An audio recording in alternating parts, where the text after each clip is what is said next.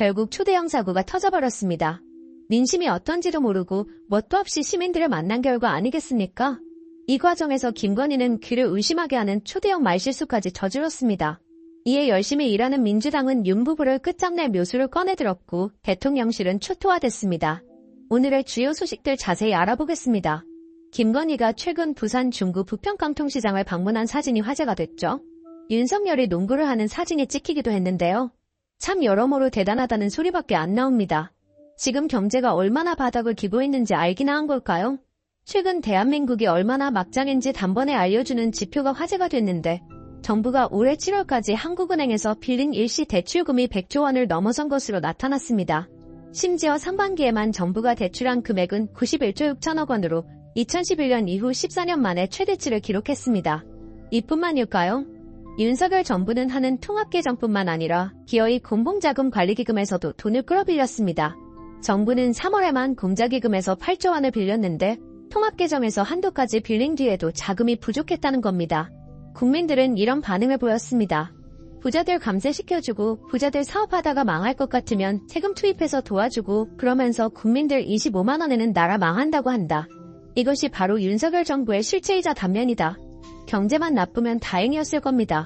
최근 이진숙 사태로 나라를 쑥대밭으로 만들더니 이제는 윤석열 검찰공화국 독재 시즌2를 준비하고 있습니다. 이원석 검찰총장의 임기가 오는 9월 15일까지인데요. 지금 주요 수사는 대표적으로 김건희가 연루된 도이치모터스 주가조작 의혹 사건이나 명품 가방 수수 의혹 사건, 윤석열이 명예훼손 피해자로 적시된 대선 개입 여론조작 사건이 꼽힙니다. 이 총장은 그간 주변의 차기 총장에게 짐을 넘기지 않겠다는 의사를 밝혀온 것으로 전해졌습니다. 그런데 윤석열 정부가 두 번째 검찰총장 후보자로 누구를 지목했는지 보면 정말 기가 막힙니다. 두 번째 검찰총장 후보군에는 심우정 법무부 차관, 임관혁 서울구검장, 신자용 대검 차장검사, 이진동 대구구검장이 올랐는데요. 이들의 이력을 한번 살펴볼까요? 먼저 심우정 차관은 윤석열이 서울중앙지검장이던 2017년 무렵 중앙지검 형사 1부장을 역임했습니다. 그리고 2020년 추미애 당시 법무부 장관이 윤석열 검찰총장 징계 청구를 강행할 때 법무부 기획조정실장이었던 심우정 차관은 동의하기 어렵다며 끝까지 결재를 거부했습니다. 이 일을 계기로 윤석열의 신임이 두터워져 윤석열 정부 들어 대검 차장을 거쳐 법무부 차관으로 영전된 겁니다. 임관혁 서울구검장은 윤석열이 검찰총장의 무렵에는 세월호 참사 특별수사단 단장을 맡아 수사를 이끌었습니다. 그런데 2015년 점윤의 국정 개입 문건이 드러났지만 괴뢰 문건 작성자인 박관창 경정과 조홍천 청와대 공직기강비서관을 공무상 비밀누설 혐의 등으로 기소하면서 국정농단에 눈감았다는 비판을 받은 인물입니다. 문재인 정부 들어 검사장 승진에서 누락됐는데 윤석열 정부 들어 승승장구한 케이스입니다. 신자용 차장검사 역시 윤석열 사단의 일원입니다. 2016년 국정농단 특별검사팀에 파견됐고 이듬해 윤석열 서울중앙지검장 시절 특수일부장으로 손발을 맞췄습니다. 이진동 고검장은 2011년 대검 중앙수사부에서 윤석열과 부산저축은행 비리 의혹을 함께 수사했고 윤석열이 서울중앙지검장을 역임하던 2017년 무렵에 형사 3부장도 지냈습니다.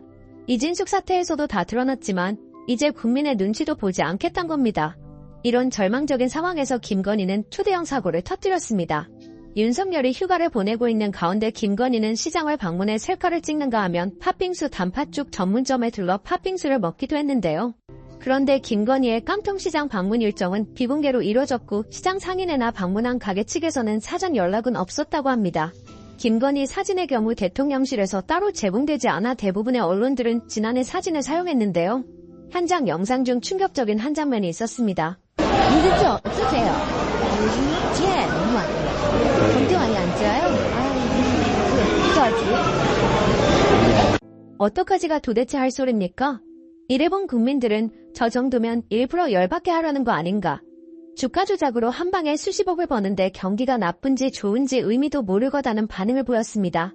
이것이 바로 현재 대한민국의 실체인 겁니다. 썩어 빠진 보수를 한동훈이 개혁해보겠다고 나섰는데 최근 경악스러운 장면이 공개되며 역시나 윤석열 시즌2라는 게 밝혀졌죠. 상황은 이렇습니다.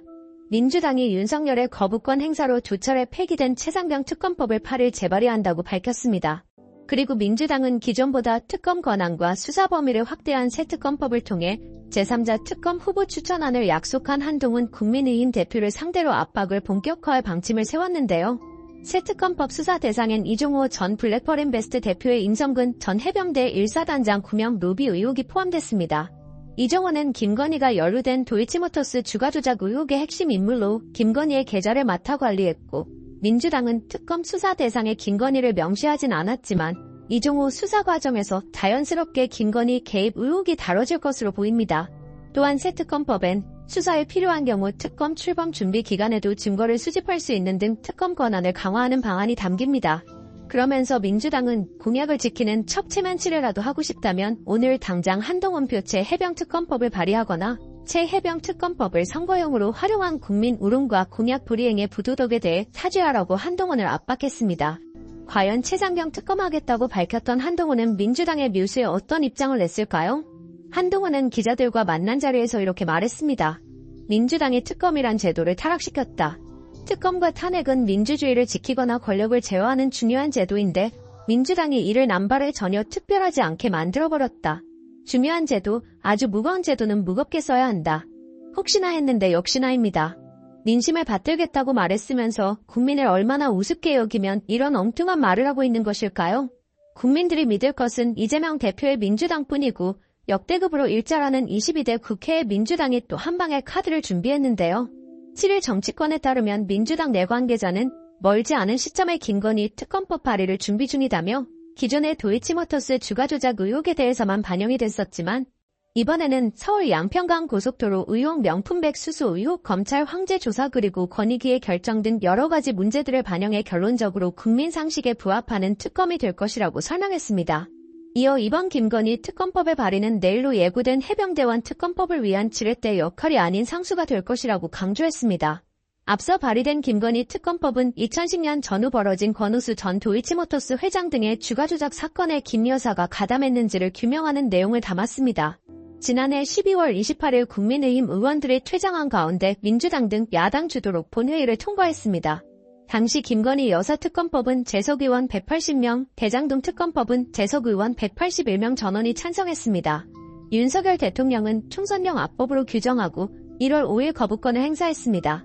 이에 따라 지난 2월 국회로 돌아온 김건희 특검법은 재표결에서 재석의원 281명에 찬성 171명, 반대 109명, 기권 1명으로 최종 부결돼 21대 국회에서 폐기됐습니다.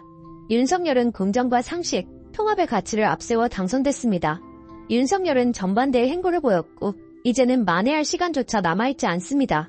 그럴 일도 없겠지만 국정 기조를 과감하게 바꾼다고 하더라도 내 편을 멀리